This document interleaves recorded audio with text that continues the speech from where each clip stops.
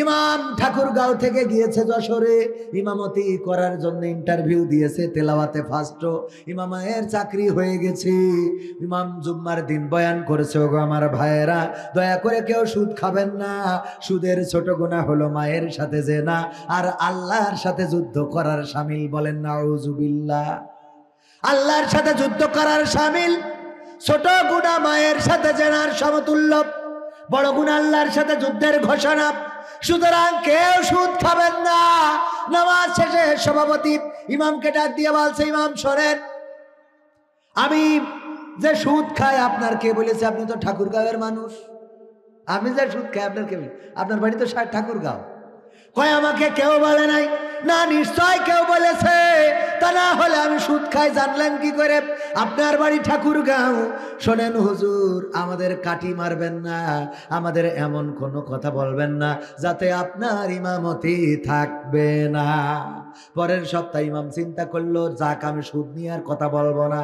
পরের সপ্তাহে হুজুর ওয়াজ করলো ঘুষ নিয়ে। কি নিয়ে? ঘুষ নিয়ে। ওয়াজ করার পরে সেক্রেটারি ছিল এক স্কুল ম্যানেজিং কমিটির সভাপতি। মাস্টার নিয়োগের সময় টাকা ঝেড়েছে, 8 লাখ 10 লাখ টাকা ঘুষ নেয় না। এই যে টাকা নে ঝেড়েছে, হুজুর ওয়াজ করেছে ঘুষ নিয়াও হারাম, দিয়াও হারাম, এইগুলো করিলে পরকালে জাহান্নামে যাবেন। সেক্রেটারি ডাকতেছে, ইমাম শোনেন, আমি যে ঘুষ দিছি স্কুলের, আপনার বলিস কিডা? আপনার বলিস কিডা? কেউ বলে নাই। না, নিশ্চয় বিরোধী দল বলেছে। আমার এগেনস্ট পার্টি আছে, ওই এগেনস্ট পার্টি খাতি পাচ্ছে না বলে আমার নামে আপনার কাছে কমপ্লেন করেছে। শোনেন হুজুর, মসজিদে ঘুষ নিয়ে কথা বলবেন না। এরপরের সপ্তাহে চিন্তা করলো হুজুর ইমামতি টিকানোর জন্য যে সুদও বাদ ঘুষও বাদ, আজকে আমি পরকিয়া নিয়ে কথা বলবো। বললো, ওগো আমার যুবকেরা, ওগো আমার তরুণেরা, কিশোরেরা, পরকিয়া করবা না, অন্যের স্ত্রীর সাথে লুটুপুটু ঘুটুঘুটু করবা না, এইগুলো বাদ দাও, এইগুলো খারাপ কাজ করা যাবে না। ক্যাশিয়ার ছিল ইয়াং, তার বন্ধু গেছে মালয়েশিয়ায়, যাওয়ার সময় বলেছে দোস্ত বউডারে দেখে রাখিস। ওই দোস্ত এইবার বলতেছে, শোনো ওগো আমার ইমাম সাহেব, আমি যে কুদ্দুসির বোর একটু হাসপাতাল নিয়ে যাই ঠাকুরগাঁও, তা তোমার কিডা বলিস? বিপদ না? হুজুর বলছে, আমার কে বলবে? না, নিশ্চয় কেউ বলেছে। আমার দোস্ত যখন বিদেশে গেল তখন আমাকে বলল, দোস্ত বউটারে দেখে রাখো। আমি সেই বউটারে দেখে রাখার জন্যে তার মাঝে মাঝে বিপদে আপদে নিয়ে যাওয়া লাগে ঠাকুরগাঁও, নিয়ে যাওয়া লাগে ওই যে কি যেন আপনাদের এই যে হরিপুর টুর, এই সব জায়গায় এই নিয়ে যাওয়ার রাস্তায় বিট বানিয়েছে, ব্রেক স্পিড ব্রেক বানিয়েছে, ওই জায়গায় ব্রেক চাপি ঘাড়ের পরে পড়ে। আমার কি দোষ? সরকার রাস্তার পরে স্পিড ব্রেকার বানিয়েছে, সুতরাং আমাদের তো কোনো দোষ না। কিন্তু আমার দুঃখ হলো, আমার এই খবর আপনার কানে দিলে কিডা? হুজুর বলছে, কেউ বলে নাই রে ভাই, কেউ বলে নাই। তাইলে জানলেন কি করে? শোনেন হুজুর, প্রথম জুম্মায় আপনি সভাপতির কাটি করেছেন, দ্বিতীয় জুম্মায় আপনি সেক্রেটারির কাটি করেছেন, তৃতীয় জুম্মায় আমি ক্যাশিয়ার, আমারে কাটি করলেন। শোনেন, যদি চতুর্থ জুম্মায় আপনার ওয়াজ ভালো না হয় তাইলে কিন্তু ইমামতিও যাবে, আর আমি ক্যাশিয়ার টাকাও দেব না। সুতরাং আম সালা দুইটাই চলে যাবে। হুজুর দেখছে তো বেকায়দা অবস্থা, কি করা যায়? 1 সপ্তাহ ধরে গবেষণা করে চতুর্থ জুম্মায় ইমামতি টিকানোর জন্য ওয়াজ করলো। ভাইয়েরা আমার, চোর আল্লাহর দেওয়া অনেক বড় নিয়ামত। কি মত? নিয়ামত। কেমন নিয়ামত আমি বুঝাই দিই মুসাল্লিয়ানে কেরাম। চোর যদি না থাকতো তাইলে এই বাংলার জমিনে Agrani bank, Sonali bank, Pubali bank, Dipali bank, Islami bank, অন ইসলামী ব্যাংক, শয়তানি ব্যাংক, এই জাতীয় ব্যাংক, সুদী ব্যাংক, অসুদী ব্যাংক, কোনো ব্যাংক হতো না। আর ব্যাংক যদি না হতো তাইলে এই ব্যাংকে হাজার হাজার মানুষ চাকরিও পেত না, সংসারও চালাতে পেত না, ভিক্ষে করে খাতে হইতো। কে কথা কয় না? ভিক্ষে করে খাইতে হইতো। সুতরাং চোর আছে বলে নিরাপদে টাকা রাখার জন্য ব্যাংক বানাইছে, আর তাই সেই ব্যাংকে হাজার হাজার লাখ লাখ মানুষ চাকরি করে, তারা তাদের পরিবার চালায়, সংসার চালায়, সন্তান চালায়। শুধু চোর না থাকলে টাকার বান্ডিল রাস্তায় ফেলাই দিয়ে বাড়ি যাইতো। কথা কয় না? কারণ চোরই তো নাই, তো টাকা এত টেনশনের কি আছে? চোর যদি না থাকতো, সোনা দানা গয়না গাটির যত্ন আমার মা বোনেরা করতো না, পুকুরি গোসল করতে যেয়ে খুলে দিয়ে আসতো, পরের দিন যে আবার পড়তো। কথা কয় না, কারণ চোর তো নাই। সুতরাং এই গয়নারও কোনো যত্ন, চোর যদি না থাকতো মানুষ তার ঘরে জানালা দরজা লাগাইতো না। এই জানালা দরজা বানানোর জন্য ফ্যাক্টরি আছে, আরএফএল, প্রাণ, আকিস, প্লাস্টিক, এই জাতীয় ফ্যাক্টরিগুলো তারা কত কর্মচারী কাজ করে, আর ওই দরজা বিক্রি করে পেট চালায়, সংসার চালায়। যদি চোর না থাকতো মানুষ ঘরে দরজাও লাগাইতো না, জানালাও লাগাইতো না, তালা মারতো না। এই চোর আছে বলে তালায় আছে, চোর আছে বলে মোটরসাইকেলের যত্ন নাই, চোর আছে বলে এইগুলো ঘরে তোলে, তা না হলে মোটরসাইকেল পুকুরের মধ্যে ফেলাই রাখতো। কথা কয় না? সুতরাং চোরের দরকার আছে না নাই? চোর কত বড় নিয়ামত, এখন কি বুঝলেন? আসেন আমার মুসাল্লিরা, দোয়া করি আল্লাহ যেন এই জমিনে প্রতিটা ঘরে ঘরে একজন করে চোর দান করে, গোটা বাংলাদেশ একটা চোরময় রাষ্ট্রে পরিণত হোক। বলেন আমি। ও নাউজুবিল্লাহ, মানে হুজুর এটা দোয়া করাইছে আর কি, ওই ইমাম সাহেব তো করানোর পরে সভাপতি, সেক্রেটারি, ক্যাশিয়ার বাসে হুজুর এদিকে আসে, হুজুর বেতন কত আপনার? তো 5,000। কি আর 5,000? আপনার মতো হুজুরের 5,000 বেতন দিলে চলে? হ্যাঁ, আপনার 15,000 বেতন। আপনি আজকে চোর, কত বড় আল্লাহর নিয়ামত, রহমত, এটা আপনি বুঝাই দিলেন।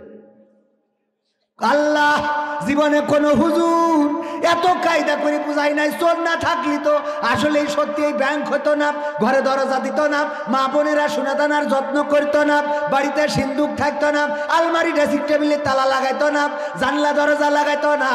ওরে আল্লাহ, আল্লাহ আল্লাহ তুমি চোর বাড়াই দাও, কত ভালোবাস শুনলাম গো।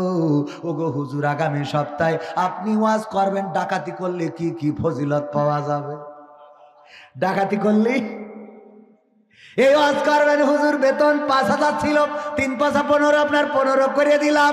এমন মসজিদ আছে চোরের পক্ষে কথা বললে ইমামতি যায় না, ডাকাতের পক্ষে কথা বললে ইমামতি যায় না, ধর্ষকের পক্ষে কথা বললে ইমামতি যায় না। কিন্তু যদি কোরআনের হক কথাগুলো বলে হুজুর আপনি অন্য কোন মসজিদ খুঁজে নেন, আমাদের মসজিদের মুসাল্লিরা আপনার পরে খেপে আছে। কথা কয় না?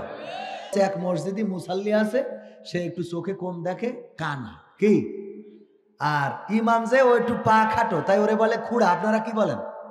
খুড়া। এই খুড়া ইমাম আর কানা মুসাল্লি দুইজনে চায়ের দোকানে তর্ক করতেছে যে পাকিস্তান আর ইন্ডিয়া যখন ক্রিকেট খেলা হয়, পাকিস্তান ভালো খেলে কিন্তু ব্যাট পায় না, আর ইন্ডিয়া ভালো পারে না, তারপরেও বিশ্বকাপ জিতে নেয়, রিফারি 2 নম্বরই করে। এই কথা বলে সেই ইমাম মুসাল্লি বলছে, না তুমি ক্রিকেট সম্বন্ধে তোমার ধারণা নেই, আসলে পাকিস্তান ভালো পারে না, এই জন্যই হেরে যায়, ইন্ডিয়া ভালো পারে। দুইজনে তর্ক বিতর্ক। হঠাৎ করে মাগরিবের আজান হয়েছে, ইমাম বলছে আর তর্ক করে লাভ নাই, চলো নামাজে যাই। মনে আছে তো মুসাল্লি কি, কানা, আর ইমাম খুড়া। ইমাম সাহেব নামাজে তেলাওয়াত করছে, ওয়া কানা মিনাল কাফিরিন। কানা বলছে হুজুর তো জামের খারাপ। ক্রিকেট নিয়ে তর্ক হলো চায়ের দোকানে, আর হুজুর নামাজ দিয়ে বলে ওয়া কানা মিনাল কাফিরিন, আমি কানা কাফের। আরে হুজুর এটা না বললেও পাইতো, হুজুর এটা না বললেও পাইতো, যাক আজকে মাফ করে দিলাম। হুজুর বলেছে হুজুর তো আজকে মাফ, কিন্তু এরপরে যদি কোনোদিন বলে ও তাইলে মাফ হবে না রে। এরপরে আবার যেদিন ইমাম তেলাওয়াত করেছে ওয়া কানা মিনাল কাফিরিন, কানা বলছে হুজুর আর সহ্য করতে পারলাম না। আগের দিন বলেছেন ওয়াকানা মিনাল কাফিরিন, আমি কিছু মনে করিনি, আজ আবার বললেন আপনি ইমাম হয়েছেন, তা কি হয়েছে? আমি মুসাল্লি, আমার তো আল্লাহ পাওয়ার দিয়েছে লুকমা দেওয়ার, আমি আজকে লুকমা দিচ্ছি। আল্লাহু আকবার। ওয়া খুড়া মিনাল ফাসিকিন, ওয়া খুড়া মিনাল। তাহলে কি ও কোরআন বুঝেছে? কথা কয় না, বুঝেছে? কোরআন যদি বুঝতো তাইলে কি ও খুড়া মিনাল ফাসিকিন বলতো? এই জন্য এই কোরআন বুঝে পড়ার দরকার আছে না নাই? কোরআন পড়বেন যতটুকু সেটুকু বুঝে পড়ার চেষ্টা করবেন, আমল করার চেষ্টা করবেন। যদি সেটা করতে পারেন তবে দুনিয়ায় পাবেন কল্যাণ, আখেরাতে পাবেন মুক্তি। আর যদি বুঝে না পড়েন গো, তাইলে বিপদ আছে না নাই? কি হবে বেঁচে থেকে? কি হবে আলেম হয়ে ইমাম সেজে মসজিদেতে? পারো যদি সত্য কথা উচ্চ স্বরে না বলিতে। চাকরির ভাই করো যদি ছেড়ে দাও ইমামতি, চাকরির ভাই করো যদি ছেড়ে দাও ইমামতি। কি হবে ধোঁকা দিয়ে আল্লাহকে? কি হবে ধোঁকা দিয়ে আল্লাহকে? কি হবে বেঁচে থেকে অযথা বিদ্যা শিখে যদি না গড়তে পারি শোষণবিহীন সমাজটাকে? কি হবে বেঁচে থেকে? কি হবে নেতা হয়ে জনবলে ঘাড় ফুলিয়ে? নয়া পল্টন গরম দেখে যদি থাকো ঘরে শুয়ে, খেলা হবে না। হ্যাঁ, কি হবে নেতা হয়ে জনবলে ঘাড় ফুলিয়ে? রাজপথ গরম দেখে যদি থাকো ঘরে শুয়ে। এর চেয়ে সেজে গুজে বিলেনের সঠিক পদে, এর চেয়ে সেজে গুজে বিলেনের সঠিক পদে দিয়ে দাও বিনয়ে জীবনটাকে, দিয়ে দাও বিনয়ে জীবনটাকে। কি হবে বেঁচে থেকে অযথা বিদ্যা শিখে যদি না গড়তে পারি শোষণবিহীন সমাজটাকে? কি হবে বেঁচে থেকে? কি হবে, কি হবে, কি হবে নেতা? কি হবে আকাশ ছোঁয়া বিলাসবহুল বাড়ি গাড়ি? না খেয়ে কত মানুষ পরপারে দিচ্ছে পাড়ি। ঠিক না বেঠে? এই শীতের সময় অনেকের গায়ে পোশাক নাই, শীতে থরথর করে কাঁপে। সেই শিশুদের, সেই বস্ত্রহারাদের পাশে দাঁড়ানোর দরকার আছে না নাই? যার কম্বল আছে দুইটা, দান করে দিবেন কয়টা? দুইটাই দান করার দরকার নেই। তাহলে আবার আপনারা আবার যাইতে হবে কনে? আপনারা আবার দান নিতে যাইতে হবে। একজন ঠাকুরগাঁও দেখে ভিক্ষে করছে, লিখা রয়েছে ফকির মুক্ত এরিয়া ঠাকুরগাঁও। ওর নিচে বসে ভিক্ষে করছে, সাইনবোর্ড লিখা ফকির মুক্ত অঞ্চল, ওর নিচে বসে ভিক্ষে করছে। কত বড় শয়তান! আমি বললাম, এই উস্তাদ এ কনে কি করতেছে? কেন উপরে লিখা ফকির মুক্ত অঞ্চল, তুই এর নিচে বসে ভিক্ষে করছিস? তো আছে উপরে ওই লিখারই আমি হয়তো লেখাপড়া জানি না, ওই লিখা তোমার যাইতে হবে। লিখাও ঠিক আছে, আমিও ঠিক আছে। কেন ওখানে তো লিখা ফকির মুক্ত অঞ্চল, ফকির মুক্ত এরিয়া, ভিক্ষুক মুক্ত এরিয়া। আমি তো আসলে ভিক্ষে করছি না। বললাম তাহলে কি করছেন? বলতে সাহায্য তুলছে। কি তুলছে? সাহায্য তুলছে, ভিক্ষে নেয় না। বলছে ভিক্ষে নিই নে, আগে নিতাম অল্প টাকা। আমার বাড়িতে এসেছে ভ্যানের পরে একজন ফকির বসা, আর ভ্যান আলা চালাই নিয়ে এসেছে, তাও ব্যাটারির ভ্যান, মুড়া দিলেই চলে।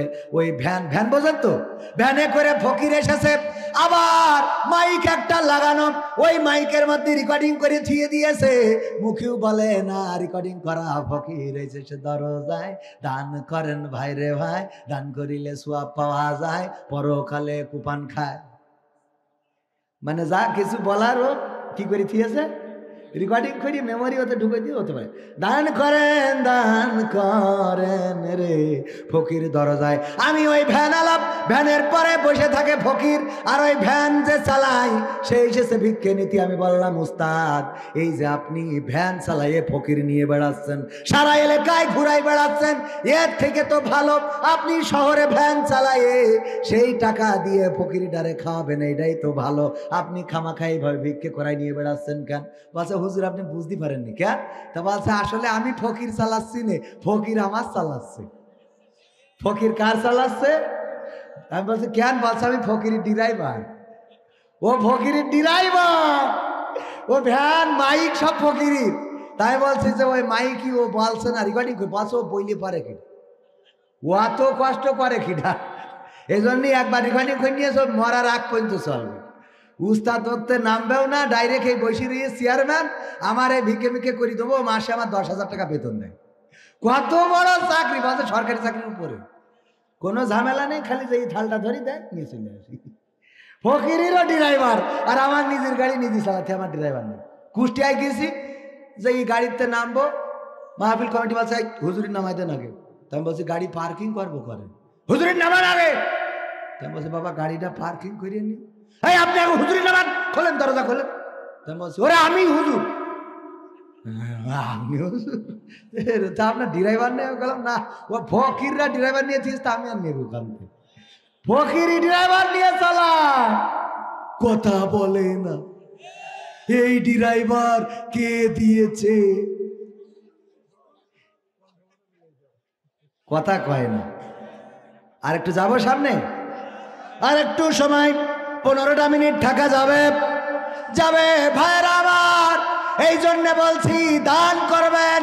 কম্বল, নিজে তো দামি কম্বল গায়ে দেন, একটু নরমাল কম্বল হইলেও কিনে গরিব দুঃখীদের দেবেন, গরিব দুঃখীদের দান করবেন। যাদের বস্ত্র নাই বস্ত্র দেবেন। এই কি হচ্ছে? নারায়ে তাকবীর। প্রধান অতিথির আগমন মাহফিলের পক্ষ থেকে আলহামদুলিল্লাহ। প্রধান অতিথি আসায় আমরা আনন্দিত। এই বসেন, আমরা প্রধান অতিথি এসেছে, এখন আর নড়াচড়া করা যাবে না। টাকায় আমায় মানুষ চিনাইছে, ওহরে টাকা, টাকায় আমায় মানুষ চিনাইছে। ঠিক না বেঠে? মাঠ ভরা ছিল, যেই টাকা চাইলাম ফাঁকা করেছে না করে নাই? চাইলে টাকা করে দেয় ফাঁকা কারা? আমরা। কারা? আমরা। এই টাকা দিতে কষ্ট লাগে না? লাগে না। অথচ এই টাকা কবরে যাবে না, কবরে যাবে না। এই জন্য আইনুদ্দিন আল আজাদ ভাই বলেছেন, কি হবে, কি হবে এত, কি হবে টাকা করি গাড়ি বাড়ি ওই সংসার। আমি আবার লাইন হারাই ফেলেছি। ভাইরা আমার, এই টাকা করি গয়নাগাটি কোনো কিছু সাথে যাবে না। সুতরাং আমাদের এই টাকাগুলো আল্লাহর রাস্তায় খরচ করার দরকার আছে না নাই? যারা টাকা দিয়েছেন তারা লস করেন নাই। আমার আল্লাহ পবিত্র কোরআনে বলেছেন, ইন্নাল্লাহা আশতারা মিনাল মুমিনিনা আনফুসাহুম ওয়া আমওয়ালাহুম বিআন্না লাহুমুল জান্নাহ। না, আল্লাহ বলছেন যারা আমার রাস্তায় মাল দেয় আর জান দেয়, বিনিময়ে আমি তাদেরকে আমার জান্নাতটা তাদের কাছে বিক্রয় করে দিই। বলেন সুবহানাল্লাহ। সেই জান্নাত আমাদের দরকার আছে না নাই? এই জন্য টাকা যারা দিয়েছেন, কিনেছেন কি? জোরে বলেন, কি কিনেছেন? জান্নাত কিনেছেন। জান্নাত দেওয়ার মালিককে, সেই মালিকের সাথে ব্যবসা করেছেন। ওগো আমার ভাইয়েরা, কোরআনের পক্ষে থাকতে হবে, আলোর পক্ষে থাকতে হবে, ভালোর পক্ষে থাকতে হবে। কিন্তু এই সমাজে অনেকেই আছে কোরআনের সাথে দ্বন্দ্ব করে, কোরআনের সাথে ফিতনা করে। কোরআনের পথে যারা চলে তাদেরকে জেলে ভরে, তাদেরকে রিমান্ডে দেয়, ফাঁসির কাস্টে ঝুলাই, আছে না নাই? আমাদের বক্তব্য স্পষ্ট, কোরআনের সাথে যারা করবে দ্বন্দ্ব তাদের সাথে কবু হবে না আপোষ। হবে? কোরআনের সাথে যারা করবে দ্বন্দ্ব তাদের সাথে কবু হবে না আপোষ। জেল জুলুম হলেও হবে, জেল জুলুম হলেও হবে, বিবেকের কাছে তবু রব নির্দোষ। আমার রবের কাছে রব নির্দোষ, মহান প্রভুর কাছে রব নির্দোষ। কোরআনের সাথে যারা করবে দ্বন্দ্ব তাদের সাথে কবু হবে না। কোরআনের কথা যারা বলে যায় আজ, তাদের দমাতে কত ফন্দি। কাউকে ধরে নিয়ে দিয়েছে ফাঁসি, কাউকে রেখেছিল বন্দি। কোরআনের কথা যারা বলে যায় আজ, তাদের দমাতে কত ফন্দি। কাউকে ধরে নিয়ে দিয়েছে ফাঁসি, কাউকে রেখেছিল বন্দি। হক কথা বললে জ্বলে যায় গাব, কোরআনের কথা সইতে পারে না। হক কথা বললে জ্বলে যায় গাব, কোরআনের কথা সইতে পারে না। জানি না তাদের আমাদের পরে কেন এত আক্রোশ। আছে না নাই? জেল জুলুম হলেও হবে, জেল জুলুম হলেও হবে, বিবেকের কাছে তবু রব নির্দোষ। আমার রবের কাছে রব নির্দোষ, মহান প্রভুর কাছে রব নির্দোষ। কোরআনের সাথে যারা করবে দ্বন্দ্ব তাদের সাথে কবু হবে না। কোরআনের কথায় আজ বলতে গেলে আসছে বাধা কত ভাবে। কোরআন প্রেমিকেরা হাতে রেখে হাত সামনে এগিয়ে যাবে। রাজি আছেন না নাই? কারা কারা রাজি দেখতে চাই? কোরআনের কথায় আজ বলতে গেলে আসছে বাধা কত ভাবে। কোরআন প্রেমিকেরা হাতে রেখে হাত সামনে এগিয়ে যাবে। হক কথা বলতে করি না কো ভয়, জীবনের বিনিময়ে আনব বিজয়। হক কথা বলতে করি না কো ভয়, জীবনের বিনিময়ে আনব বিজয়। বুকে আছে শক্তি, অন্তরে আছে সাহস। সাহস আছে? আছে। সাহস যদি থাকে তাইলে আমার দাদারা বাংলাদেশে আর কোন চক্রান্ত করে, কোন ষড়যন্ত্র করে সাকসেস হইতে পারবে? পারবে? আজকে পত্রিকায় দেখলাম দাদার দেশের মুদ্রার মান কমে গেছে। শুধু তাই নয়, বাংলাদেশে এবার চিনি আমদানি করা হয়েছে পাকিস্তান থেকে। দাদারা এখন তোমরা ওই চিনি দিয়ে কাটি লজেন বানাই খাও। ঠিক না বেঠে? বাড়াবাড়ি বেশি করবা না। আল্লামা দেলোয়ার হুসাইন সাইদি বলেছিল, বাড়াবাড়ি বেশি করবা না। মৌলবাদীরা থাকে মূলে, তোমরা থাকো আগায়। মৌলবাদীরা মূল থেকে আস্তে করে নাড়া দিবে, তোমাদের মামু বাড়ি দিল্লি গিয়ে পড়বা। পড়েছে না পড়ে না? এমপিরা সব কোথায় গেল? মন্ত্রীরা সব কোথায় গেল? কোথায় কাদের কাকা? তাদের ছাড়া দেশটা এখন লাগে ফাঁকা ফাঁকা। পালাবো না, প্রয়োজন হলে ফখরুলের ঠাকুরগাঁওয়ের বাসায় গিয়ে উঠব। জায়গা দেবে? জায়গা দেবে? পালাবে না, পালাবে না, যাই না তবু দেখা। পালাবে না, পালাবে না, যাই না তবু দেখা।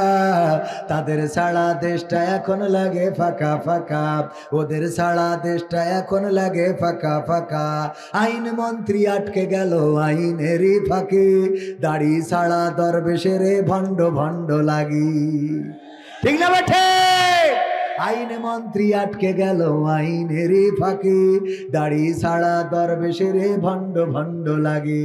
শুনছি কত নেতা নেত্রী খাইতেছে ভাই ডান্ডা, বিচারপতি কালামানিকের ফাটিয়েছে আন্ডা। পলকেরও ঝলক গেল, পলকেরও ঝলক গেল, থামিয়ে নেটের চাকা। তাদের ছাড়া দেশটা এখন লাগে ফাঁকা ফাঁকা, ওদের ছাড়া দেশটা এখন লাগে ফাঁকা ফাঁকা। কই গেল সেই সংসদেতে মমতাজের গান? পবিত্র মহান সংসদ, যেই সংসদে জনগণের কথা বলা দরকার, যেই সংসদে জনগণের দুঃখ কষ্ট বেদনা, আমার যাদের বস্ত্র নাই বস্ত্রহীনদের কথা বলবে, যাদের খাদ্য নাই খাদ্যহীনদের কথা বলবে, যাদের এই সমাজে যারা বিচার পায় না সেই বিচারহীনদের পক্ষে কথা বলবে, যেই জায়গার রাস্তা ভাঙা ওই রাস্তার পক্ষে কথা বলবে। কিন্তু ওইগুলো বাদ দিয়ে ওখানে শুধু চর্চা হতো কিডা কত নেত্রী রে তেল দিতে পারে রে।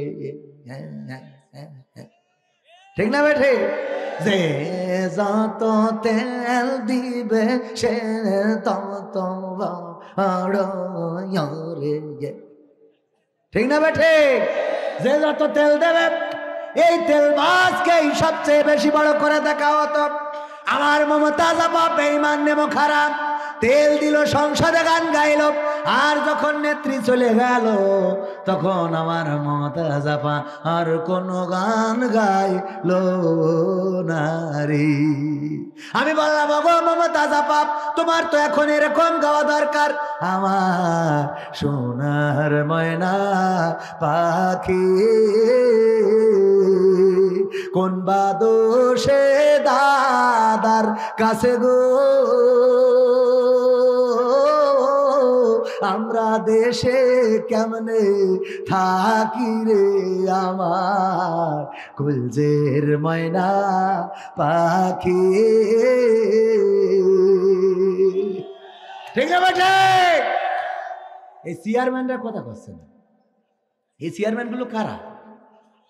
এই চেয়ার দিয়েছে কেন? মাহফিল সব বসবে সামনে, সামনে বসে তো ঠিক বলবে না বেঠিক বলবে, যে কোনো একটা তো বলবে। চেয়ারে বসে অনেকেই মনে করে একবার লাট সাহেব হয়ে গেছে।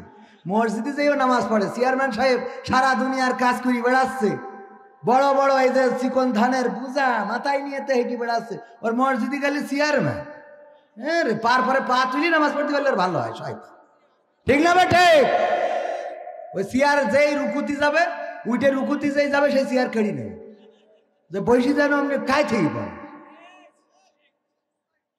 ওদের সব হয় ও চেয়ার ছাড়া নামাজ পড়তে পারে না বাচ্চা কাচ্চা ঠিকই হচ্ছে কথা কয় না ওর মাজার দোষ তো ছেলে পিলে 1 ঘন্টা হইল কি করে কথার কথা শয়তান আছে না নাই তাহলে আমি কি বললাম মমতাজ এই গান গাওয়ার দরকার ছিল না কিন্তু গাচ্ছে না তা না গোপনে গোপনে ওই টয়লেটে যেয়ে পায়খানা ঘরে যেয়ে গায় ও আমার দরদি আগে জানলে তোর ভাঙা নৌকায় চড়তাম না ভাঙা নৌকায় চড়তাম না আর এই বিপদে পড়তাম না ওরে বর্ডারেতে খাইলাম ধরা বিসিটাও তো পাইলাম না